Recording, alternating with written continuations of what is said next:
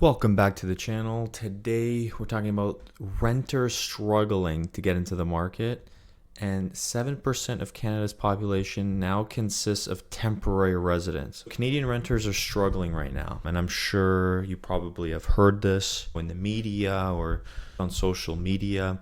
It's tough for renters to build a down payment to get into the market. Majority of Canadian renters cannot afford to buy due to insufficient income. Insufficient income is probably the largest part of the problem. Saving for a down payment also kind of ties into the income. So it all kind of stems from income not being high enough. Royal LePage survey found that 69% of renters do not intend to buy a home in the near future. Who knows how large the survey was, but if it was a decent survey done by Royal LePage, we could pull some insights from this information, okay? 69% of renters do not intend to buy a home in the near future. So that means most people are thinking, well, probably just going to be renting forever. No way I'm going to get in. People kind of just have lost hope, and it's sad to see that, you know? For someone who works in the industry, I'm a mortgage broker. I want to see as many people get into the market as possible because for me, buying a home was one of the best things I ever did. And I want people to also experience that. I want to help people do that.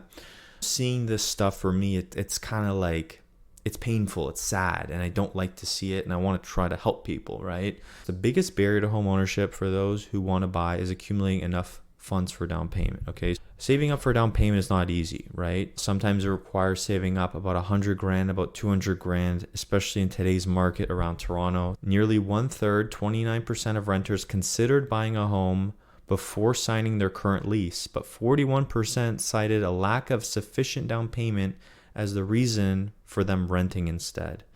They want to buy, but they have to go into renting. That's why the rental market has been so crazy over the last couple of years, because these people want to buy, they just can't. So they have to go rent. The rental market's been on a crazy run over the last few years. The affordability challenges stem from Canada's acute housing shortage, with high mortgage rates making it difficult for many to purchase. The rental sector is also facing significant affordability issues, with nearly 73% of renters spending between 31% and over 50% of their income on rent. When that much percent of your income goes to rent, there's not very much to save for a down payment on a house or to go into any sort of asset class, especially nowadays. If you don't own assets, you're almost becoming like a peasant. It's the people who have assets, the people that don't nowadays. It's either you have assets or you don't. And if you don't have assets, you're behind and you have to somehow acquire some sort of asset. Real estate, in my opinion, is the best asset to acquire because no other asset allows you to go to a bank and borrow 80-95% of the value of what you're trying to buy. You can't go to the bank and say, I want to buy $500,000 of Apple stock or a cryptocurrency, and I'm going to give you $50,000 as a down payment. You give me $450,000, so I can go buy $500,000 of Apple stock or Nvidia or whatever stock or crypto or other asset, even gold. Real estate is really the only way to kind of create a bit of money in terms of like you're using the system to pull that money in to help you build wealth, and so that's why I think it's a very powerful asset class. But still, it's very difficult for people to get into because of the down payment. The down payment is still a struggle.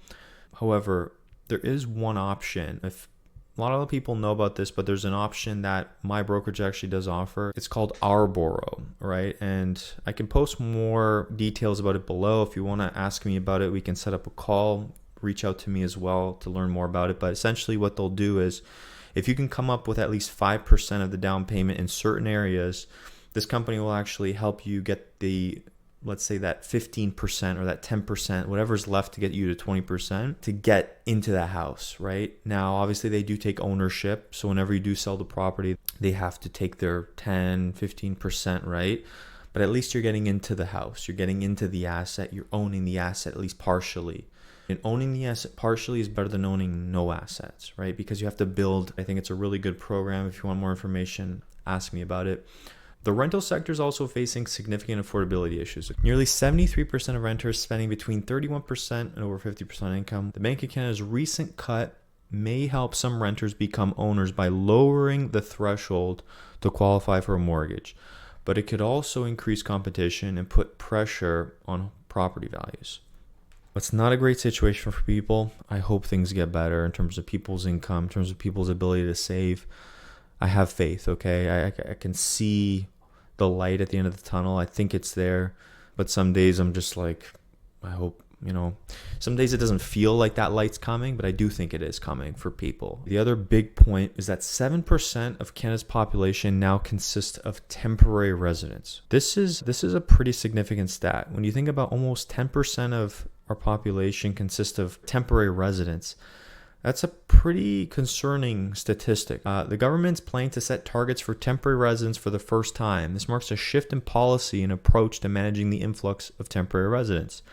There's a debate about the impact of temporary residents in Canada, obviously. Some argue that temporary residents contribute to the housing affordability issue that we're seeing right now, right? If there's these temporary residents coming in, they're kind of trying to also purchase real estate, buy properties so they can live, right? Everyone does need a place to live, and they're either going to rent or they're going to buy. So if they do buy, it does make kind of it more challenging for people that have, let's say, lived here longer, or they were born here or whatever. And the government has suggested that one way to decrease the number of temporary residents is to make them permanent residents. Okay, this proposal has been met with mixed reactions, with some criticizing it as counterintuitive. There are concerns about the strain of infrastructure and services due to increasing number of temporary residents. So this could be things like our healthcare system. If you live in Canada, if you live in these busy parts of the country, that healthcare is very strained right now. Housing is strained. Like all these different parts of our system, our economy are strained. And I think like these temporary residents, personally, I don't think they're helping. They're making things worse. And the issue intersects with broader discussions about immigration policy, housing affordability, economic growth. There's so many things that are tied into it. Some Canadians express frustrations with the changing landscape of immigration and residency requirements, knowing that the process has become less stringent compared to previous years. From this point, what I'll say is, again, my own personal beliefs on this. I kind of do believe that 7% of our population being temporary residents has a negative effect on real estate pricing, has a negative effect on Canadians' ability to buy real estate, right? Because they're competing with more people to buy limited amounts of property because we're in a supply shortage. We don't have enough properties for people to buy. So that creates even more demand. And that means property prices will probably keep going up, especially over the next 5 to 10 years. And so I think it's a delicate topic, right? And it's something that has to be addressed. I do think it definitely needs to be fixed. I think it's an issue, and that's my personal opinion. I'd love to know what you guys think about these things, about just incomes of renters in Canada, and also the 7% of people that are now temporary residents in Canada. What effect do you think this has in Canada on people's ability to purchase real estate property, to gather assets in this economy where you kind of need to buy an asset to get ahead in this country, okay? In this world, but especially in Canada, you need to have assets, because if you don't have assets, the future does not look very good for you. If you don't have some sort of asset in your ownership, it's not going to be a good future. So if you do have questions about real estate, about affordability, if you want to run numbers, you want to look at what you can afford, I definitely can service you and help you out. I will leave my contact information down below for you to check out. If you have any questions, let me know. And of course, if you guys can like and subscribe, it really helps me push this video to people who might like this content as well. And until the next video, guys, I will see you in the next one. Take care.